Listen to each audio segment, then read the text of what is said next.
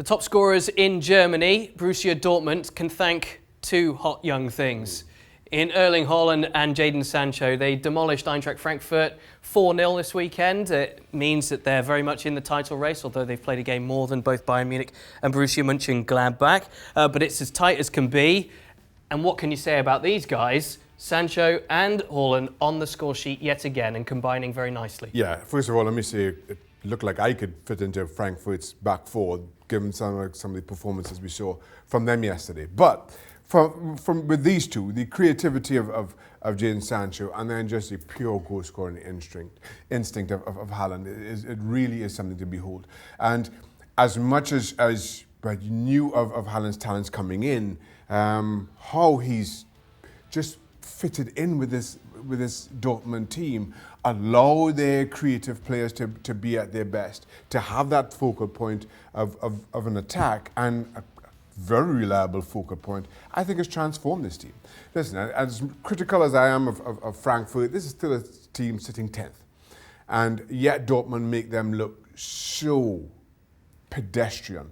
And to the point where, as much as we question Dortmund's back four as maybe being their Achilles heel in terms of whether they can win the Bundesliga title or how deep they go in the Champions League, Frankfurt have one shot off target, none on, against Dortmund. And that's a good place to be, certainly confidence-wise, as you go into, as I mentioned, not just the run-in, but the Champions League gets going in earnest again.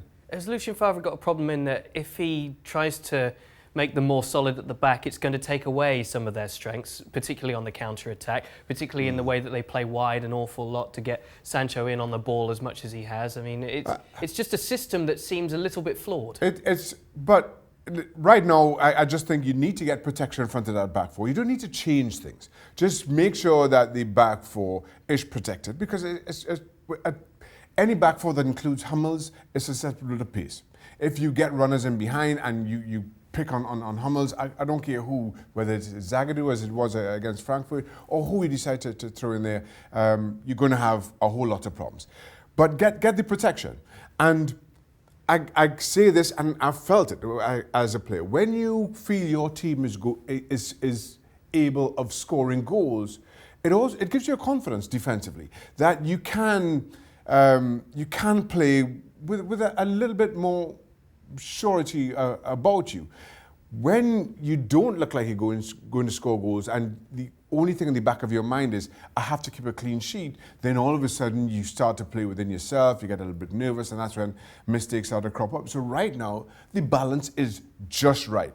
Let the strikers keep scoring, we keep doing as we're doing, just give us that little bit of protection, but no need right now to overthink anything else. Haaland played 60 minutes in January, scored 7 goals and was given Player of the Month.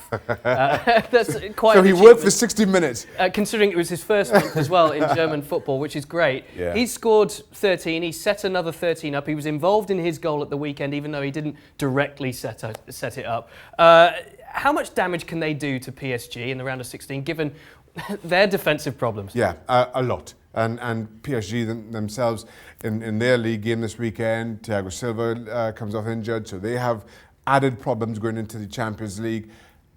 Listen, given the spending that PSG have done over recent seasons, you understand why they may be favourites to go through over 2 legs.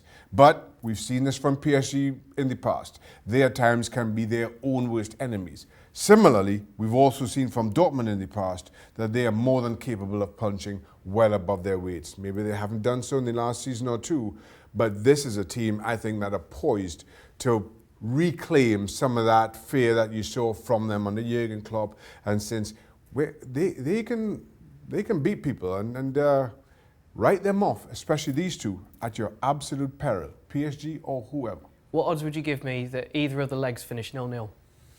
0. 0 odds. 0 odds. Oh, very, very. There's no chance you're going to see a 0-0 with these two. So 500 to 1, 1,000 to 1. Yeah, that's what I'll give you. Let us know what you think.